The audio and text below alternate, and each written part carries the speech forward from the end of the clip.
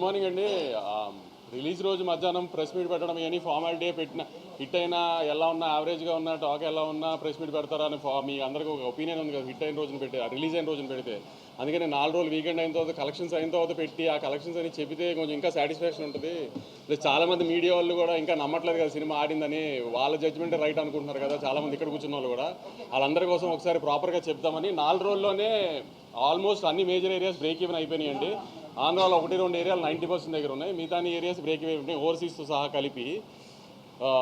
Plus నేను కొంతమంది audience ఇబ్బంది పడ్డారు. నేను ఈసారి చిన్న సినిమా అయినా రేట్లు తీసుకొచ్చానని. 4 సినిమాలు ఉండటం, పండగ వీకెండ్, థియేటర్లు సరిగ్గా దొరికితే లేదు అని డిస్ట్రిబ్యూటర్ల వెల్ఫేర్ కోసం ఆ రేట్లు తేవాల్సి వచ్చింది కొంచెం అతి జాగ్రత్త పడి.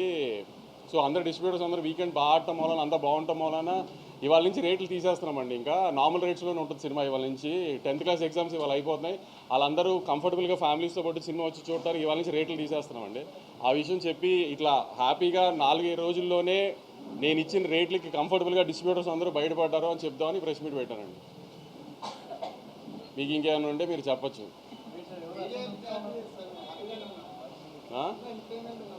చాలామంది లేరులే, 2-3 ట్వీట్లు కూడా వేశారు చాలామంది.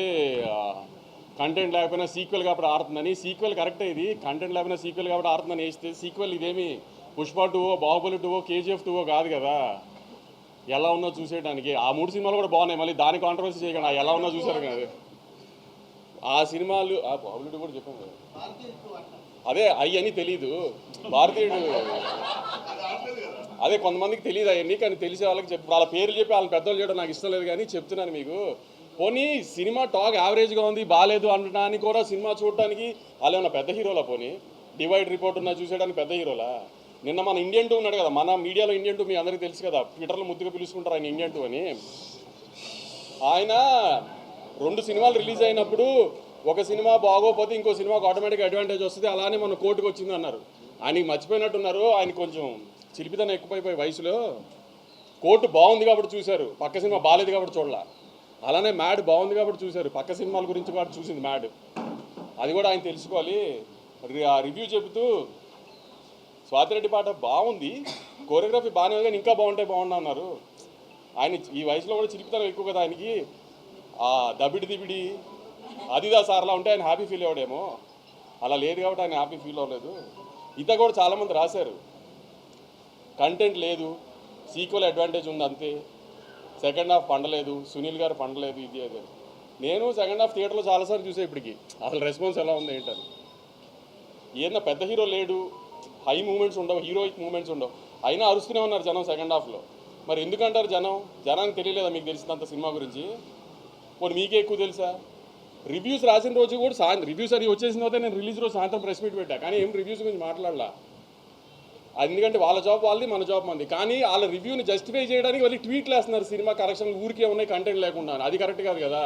ఇది సినిమా ఇండస్ట్రీ, మీరు నేను కోఎగ్జిస్ట్ అవ్వాలి. నేను సినిమాలు రిలీజ్ చేసి హిట్ అయ్యి నేను సినిమా తీస్తేనే మీ వెబ్సైట్ రన్ అవుతుంది, నేను యూట్యూబ్ ఇంటర్వ్యూ ఇస్తేనే మీ యూట్యూబ్ ఛానల్స్ రన్ అవుతాయి. మీ ఇండస్ట్రీలో మేము యాడ్ ఇస్తేనే మీ వెబ్సైట్ రన్ అవుతుంది. అంతేగాని సినిమాని చంపేయడానికి ట్రై చేయమాకండి. మీ రివ్యూలు మేమే కాదన్న. ఆ రోజు రివ్యూలు వచ్చిన తర్వాత నేను ప్రెస్ మీట్ పెట్టా, కానీ రివ్యూల గురించి ఏం కామెంట్ చేయాల. నేను ఇప్పుడు రివ్యూ గురించి కామెంట్ చేయాలి, మీ ఒపీనియన్ మీ ఇష్టం. కానీ సినిమా ఆడుతున్న తర్వాత కూడా సినిమా ఎందుకు ఆడుతుందని అనాలిసిస్ మీరు ఇవ్వాల్సిన అవసరం లేదు. మీ జడ్జ్మెంట్ జనాలకు అక్కర్లా. జనం ఆల్రెడీ జడ్జ్ చేసేసి జనం చూస్తున్నారు దాన్ని. ఆ జడ్జ్మెంట్లు చేసి సినిమాని డిస్ట్రాయ్ చేయడానికి ట్రై చేయమాకండి. సినిమాలు ఆడితేనే మీరు ఉంటారు, లేకపోతే వెబ్సైట్ మూసి ఇంటికి రావాల్సి వస్తుంది అందరూ. అది గుర్తుపెట్టుకుని బిహేవ్ చేయండి నెక్స్ట్ టైం నుంచి.